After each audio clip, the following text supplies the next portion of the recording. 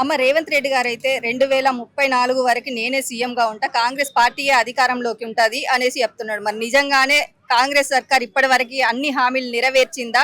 Next election లో కూడా రేవంత్ సర్కారే వస్తదంటారా? అంటే రేవంత్ రెడ్డి ప్రతి మీటింగ్లో కూడా మళ్ళీ నేను 10 ఏళ్ళు నేనే అంటుండు. సరే ఆయననే ఉండమంటున్నాం, ప్రజలందరూ కూడా ఆయనే కావాలి. కానీ ఫస్ట్ నువ్వు ఈ ముఖ్యమంత్రిగా ఎక్కినప్పుడు ప్రజలకు బీదవాడికి సాదవాడికి రైతులకు నువ్వేం వాగ్దానం చేసినావు?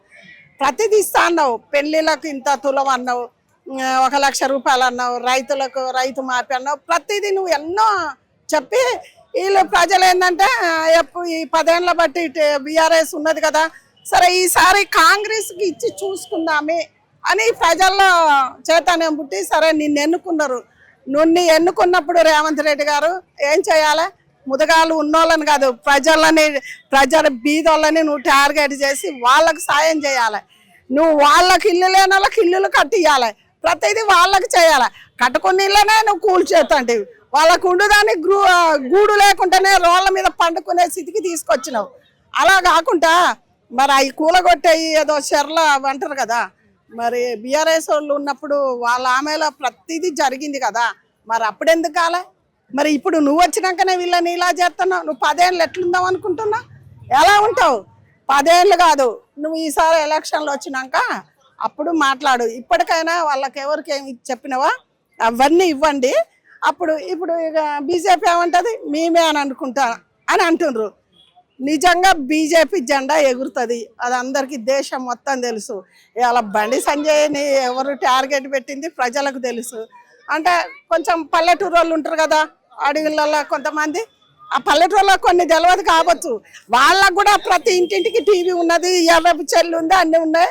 గింత కాగానే వాళ్ళందరూ చూస్తూనే ఉంటారు. అప్పటి వాళ్ళకి తెలియకపోయినా ఇప్పటి వాళ్ళకి తెలుసు కదా, దీని వెనక ఏం తాగి ఉన్నది అన్నది కూడా తెలుసు. అంటే రేవంత్ రెడ్డి గారిది ఇలా తప్పుందని నేను అన్నాను. ఎందుకంటే రేవంత్ రెడ్డి గారు మోడీది ఇవాళ మోడీకి లక్షలాది మంది కదిలి వచ్చిండ్రు. ఇవాళ కదిలి వచ్చిన తెల్లారే 3వ రోజు నువ్వు ఇలాంటిది వేశారు బీజేపీ వాళ్ళ మీద. ఇప్పుడు కిషోర్ రెడ్డి ఎందుకు మాట్లాడతలేదు? బయటకు వచ్చంటే కిషోర్ రెడ్డి అది ఏం కాకముందా నిజాలేందో తెలుసుకోవాలి. ఈ పిల్లగాని వైపు తప్పుందా లేదా తెలుసుకోవాలి కదా, ప్రతిదీ తెలుసుకున్నాక వచ్చి అప్పుడు బయటకు వచ్చి మాట్లాడతారు.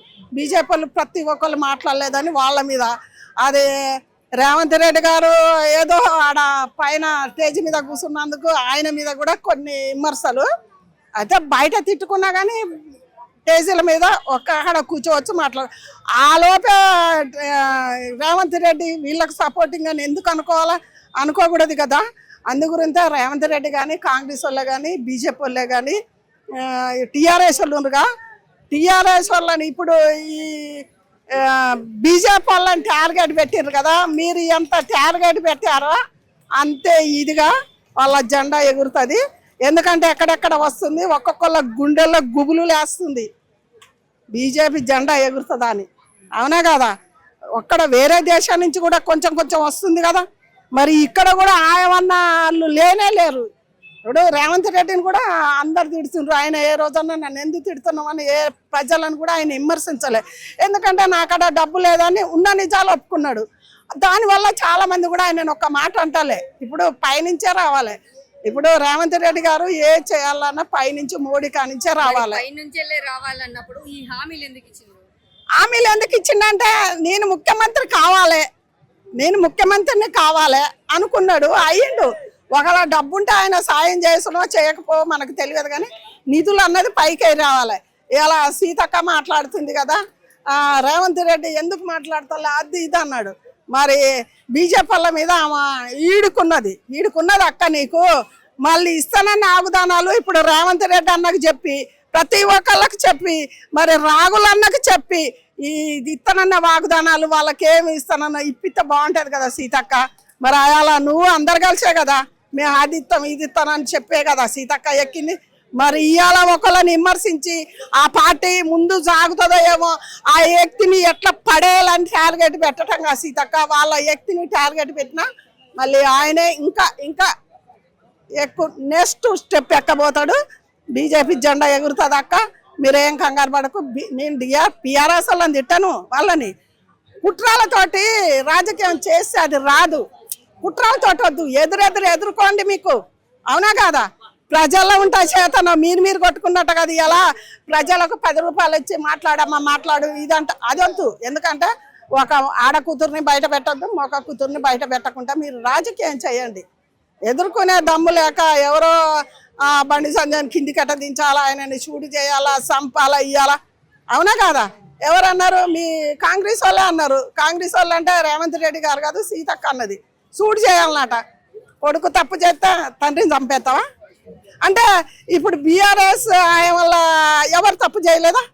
ఇప్పుడు మన పార్టీలో వచ్చిన కాంచి కూడా చంద్రబాబు నాయుడు పోయినాక మన తెలంగాణ ఏర్పడ్డది కదా. మరి అప్పటి నుంచి ఎవరు తప్పు చేయలేదా? ఎవరు ఇవ్వాలి? ఇంకా కొన్ని రోజులు అయితే అన్నీ ఒక్కొక్కటి బయటపడుతూనే ఉంటాయి. అందు గురించే ఆయనని చూడు చేసే అంత కుంభకోళం చేయలేదు, లంగాతనం చేయలేదు, బండి సంజయ్ దొంగతనం చేయలే. కొడుకుని ఎవరైనా తండ్రి అయ్యా నువ్వు ఈ తప్పు చేయవని ఏ తండ్రి చెప్పడు, అవునా కాదా? ఎవరు చెప్పడు. అది మైండ్లో పెట్టుకొని మీరు మాట్లాడండి. ఇప్పుడు బయట మీకు విరోధం ఉన్నా లోపట మంచిగా ఉండాలి. మీరు ఇలా సీతక్క వచ్చి ఆయన చంపేయంటే మరి చాలా మంది ఉన్నారు కదా, చాలా మంది బీద వాళ్ళు చచ్చిపోయారు కదా. అప్పుడెందుకు ఈ కాంగ్రెస్ వాళ్ళు టీఆర్ఎస్ వాళ్ళు వచ్చి నోరు తెరవాలా మాట్లాడాలి. ఇవాళ బీదోళ్ళు చేయబట్టి అక్కడ పదవి ఎంపీగా కూర్చుంది. లేకపోతే రేవంత్ రెడ్డి ఒక్కళ్ళు ఓటేయగానే వచ్చి కూర్చుంది అక్కడ ప్రజలే కదా. మరి వాళ్ళందరినీ మైండ్లో పెట్టుకుని అందరి కోసం మాట్లాడు. ఇలా ఎక్కడ బండి సంజయ్ కొడుకు ఒక్కడే లోకంలో తప్పు చేసిండు. తప్పు చేస్తే శిక్ష అన్నది ఉంటుంది, చట్టం అన్నది ఉన్నదా లేదా? వాడు తప్పు చేస్తే శిక్ష వాళ్ళ తండ్రి కాదు ఎవడు అడ్డం వచ్చినా ఆగది, శిక్ష అన్నది వేస్తుంది. బండి సంజయ్ మీద మీరు టార్గెట్ పెట్టిందని దేశం మొత్తం అనుకుంటూనే ఉన్నారు. అలా చేసుడు కాదు. మీరు ఏదన్నా ఉంటే ఎదుర్కోండి, ఉండండి. కానీ ఇలా నా పార్టీ టీఆర్ఎస్ మేము రావాలి, వాళ్ళు ఎదుగుతారు అని 100 మందిని 100లాది మందిని పెట్టి రోడ్డు మీదకి వచ్చి బీజేపీ వాళ్ళు అది బీజేపీ వాళ్ళని ఎన్నన్నా మీరు ఏం చేయలేరు. మళ్ళీ నెక్స్ట్ బీజేపీ వస్తుంది. మీరు బీజేపీ వస్తారు, మీరే చూడండి. ఎందుకంటే ఇట్లా దొంగ రాజకీయాలు అయితే పక్క సైడ్ మీరే పోతారు, వాళ్ళే పైకి వస్తారు. అదొక్కటే మాట్లాడుతున్నా నేను.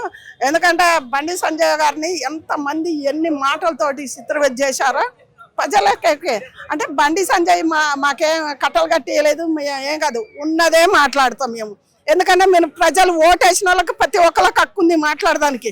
ఇవాళ అమ్మ వచ్చి ఒక మాట, ఈ అమ్మ వచ్చి, నేను కూడా అట్లాంటి అమ్మనే కదా. అందు గురించే నేను మాట్లాడుతున్నా. ఎందుకంటే ఇవాళ ఇప్పుడు ఒక అబ్బాయి మనకు కొన్ని రోజులు దోస్తానే ఉన్నాం. ఇప్పుడు ఆ అబ్బాయితోటి నువ్వు ట్రావెల్ చేసినప్పుడు ఆయన ఎందుకు పోతున్నావు బిడ్డ? ఇప్పుడు నీకు ఒక్కతే కూతురు, నీ ఇంట్లో ఒక కూతురు ఉన్నప్పుడు ఒక అబ్బాయి వచ్చి వేరే అబ్బాయి వచ్చి మన ఇంట్లో తిరుగుతుంటే నువ్వేమంటావు? నాకు ఒక కూతురు ఉంది అయ్యా, మీ ఇంటికి రావద్దు అంటారు. లేకపోతే దేవస్థానాల కాంచి కానీ ప్రతి ఒక్కళ్ళ ఏడికైనా ట్రావెల్ చేసారు. నువ్వు ఎందుకు తీసుకుపోయినావు? నీ కొడుకు దంటకు వచ్చిరని రేపు చెప్తావు, అవునా? మరి అది కూడా లేవు. మరి ఎందుకు రానిచ్చినావు నువ్వు? ఎందుకు అబ్బాయిని వాడుకున్నారు? ఇప్పుడు అమ్మాయికి అయ్యా మేము, ఎందుకంటే అమ్మాయి అంటే మాలాంటి అమ్మాయే, అవును కదా? అమ్మాయికి అయ్యా మేము. ఆయనకు లంగే, వాడికి శిక్ష వేయాలి. శిక్ష తండ్రే ఏమంటాడు, ప్రజలు ఏమంటారు? తప్పు ఎవరిదైనా తప్పే. అందు గురించే, ఎందుకంటే పిల్లల్ని మనమైనా జాగ్రత్తగా పెట్టుకోవాలి కదా. ఆ అబ్బాయిని ఇంట్లో ఎందుకు ఉంచుకున్నావు? ప్రతిదీ చేపించుకున్నావు, దేవుళ్ళ కాడికి జట కాడికి అన్నిటికీ. నీ బిడ్డ ఒక్కతే ఉంటుంది, నా బిడ్డ వయసు పిల్ల, ఈ పిల్లగాడిని వస్తే తప్పు కదా. రేపు నా బిడ్డ మీద ఏదన్నా అవుతుందేమని ఒక్కసారి ఆలోచన లేదా తల్లిదండ్రులకి? ఇవాళ ఎవరో మాటలు నువ్వు పెట్టి కేసు అని మీ దాంట్లో మీకు ఏదో ఇరుభేదాలు వచ్చి పెట్టిరు.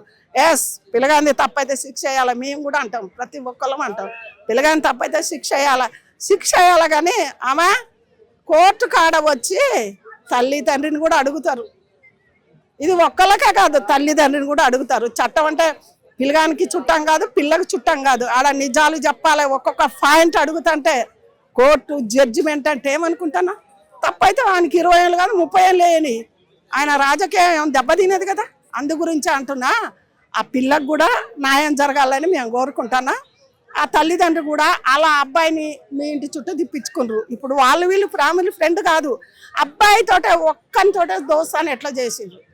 బండి సంజయ్ ఫ్యామిలీతో లేదు కదా, అవునా కదా? మరి ఆ అబ్బాయితోటే చేసుకున్నాడు. కొన్ని రోజులు 6 నెలలు 5 నెలల బట్టి మీరు దోస్తానగా ఉన్నారు. ఒక అక్క తమ్ముడికి ఉండొచ్చు, ఒక ఫ్రెండ్స్ లాగా ఉండొచ్చు, మేము తప్పను. నీ ఇంట్లో ఒక ఆడపిల్ల ఉన్నప్పుడు అతన్ని ఎందుకు రానిచ్చినావు? వాడు అన్ని అలవాట్లు ఉన్నాయి, మంచోడు కాదు. లంగాని మన ఇంటికి రానిచ్చుకుంటామా? తల్లిదండ్రులు కూడా ఇలా తప్పే అలాంటివి చేయకూడదు, జరగకూడదు. రేవంత్ రెడ్డి ఎన్ని మాట్లాడినా ఎన్ని ఇచ్చినా 10 ఏళ్ళు కాదు 20 ఏళ్ళు అయినా మళ్ళీ వస్తుందో రాదో అది మనకు తెలియదు. మీ రాజకీయంలో మీకే ఎన్నో కుట్రాలు కుతంత్రాలు ఉన్నాయి. సీతక్క బండి సంజయ్ ఏం తప్పు చేయలేదు. సీతక్క నువ్వు చంపవందానికి ఆయన కుంభకోళం చేసి దేశాన్ని దోసగా తిన్నోళ్ళని వాళ్ళని చెయ్యి, ఏం కాదు. మేమే నీకంటే ముందు మేం వస్తాం, నీకు పెద్ద సపోర్టింగ్, నీ పెద్ద ఫ్యాన్ నేను. ఎందుకంటే చాలామంది అన్యాయం అయిపోతుండే సీతక్క ఒక్కరోజు నోరు తెరవలే. మరి ఈ అబ్బాయి కోసం ఏంది సీతక్క? బండి సంజయ్ కూడా గంతమంది ఉరికొస్తారు ఎందుకు సీతక్క? ఎందుకంటే బండి సంజయ్ కొరకు శిక్షించడానికి లాయర్ ఉంది, కోర్టు ఉంది, జడ్జి ఉంది, చట్టం ఉంది, అన్నీ ఉన్నాయి సీతక్క. పిల్లగాని మేము కూడా అంటున్నాం, పిల్లగానిదే తప్పు లంగా అంటున్నావు అక్క. నువ్వు బండి సంజయ్ దొంగ, లేకపోతే ఆయన స్టెప్ ఎక్కుతాడు, ఆయన కింద పడేయాలన్నా ఆయన ఇంకా ఎక్కుతాడు అక్క. మీ అందరు వీళ్ళందరి సానుభూతితో కూడా ఓట్లు వస్తాయి అక్క. బీజేపీ వాళ్ళకి ఏం దెబ్బలేదు. కిషన్ రెడ్డిని కూడా మీరేం నిందించొద్దు. ఎందుకంటే అందరిలాగా కిషన్ రెడ్డి కూడా ఒకళ్ళని విమర్శించే వ్యక్తి కాదు. ఒక మాట చెప్పాలంటే కిషన్ రెడ్డి నానే అర్హత ఎవరికి లేదు అంటే ఊకో మేమైతే. ఇది నేను ముఖాముఖిగా చెప్తున్నా.